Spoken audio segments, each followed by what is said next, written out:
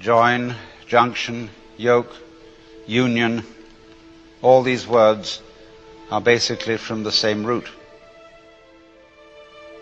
And the word therefore basically denotes the state that would be the opposite of what our psychologists call alienation. The view of separateness, the feeling of separateness, the feeling of being cut off from being.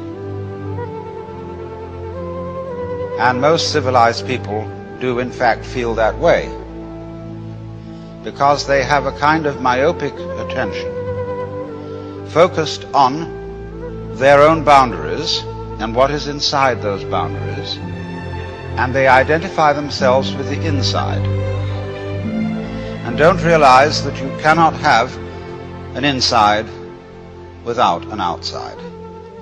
That would seem, wouldn't it, to be extremely elementary logic, that we could have no sense of being ourselves, of having a personal identity, without the contrast of something that is not ourselves, that is to say, other.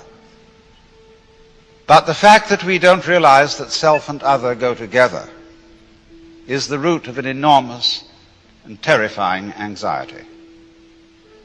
Because what will happen when the inside disappears? What will happen when the so-called I comes to an end, as it seems to? Of course, if it didn't, I mean, if things did not keep moving and changing, appearing and dissolving, the universe would be a colossal bore. Bhakti yoga. Bhakti means devotion. Yoga practiced through extreme reverence for and love for some being felt more or less external to oneself, who is the representative of the divine. Then there is karma yoga. Karma means action. And incidentally, that's all it means. It does not mean the law of cause and effect. When we say that something that happens to you is your karma, all it's saying is it's your own doing. Nobody's in charge of karma except you. Karma yoga is the way of action, of using one's everyday life, one's trade, or an athletic discipline like sailing or surf riding or track running, as your way of yoga, as your way of discovering who you are. Mantra yoga, which is the practice through chanting of humming, either out loud or silently, certain sounds which become supports for contemplation, for what is in Sanskrit called jhana. And jhana is the state in which one is clearly awake and aware of the world as it is, as distinct from the world as it is described. In other words, in the state of jhana, you stop thinking. That is to say, you stop talking to yourself and figuring to yourself and symbolizing to yourself what is going on. You simply are aware of what is. And nobody can say what it is, because, as Korzybski well said, the real world is unspeakable. It's a lovely double take in that. But that's jhana. That's zazen, where one practices to sit absolutely wide awake with eyes open, but not thinking. That's a very curious state, incidentally. I knew a professor of mathematics at Northwestern University who one day said, "You know, it's amazing how many things there are that aren't so."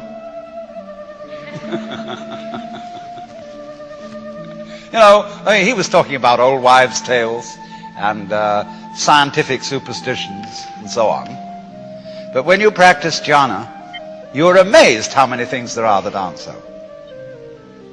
Because when you stop talking to yourself and you are simply aware of what is, that is to say, of what you feel, what you sense. Even that's saying too much. You suddenly find that the past and the future have completely disappeared. So also have disappeared the so-called differentiation between the knower and the known, the subject and the object, the feeler and the feeling, the thinker and the thought. They just aren't there, because you have to talk to yourself to maintain those things. They're purely conceptual. They're ideas. They're phantoms, ghosts. So when you allow thinking to stop, all that goes away. And you find you're in an eternal here and now. And there's nowhere you're supposed to be.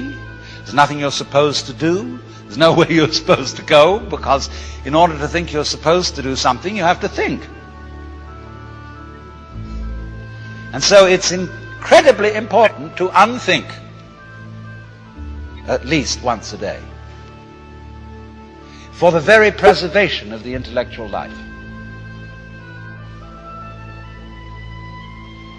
So if we stop that temporarily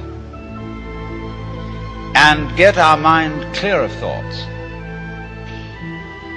we become, as Jesus said, again as children, and get a direct view of the world, which is very useful once you're an adult. There's not much you can do with it when you're a baby, because everybody pushes you around. You know, they pick you up and sit you there, they sit you there. And you can't do much except practice contemplation. Only you can't tell anyone what it's like.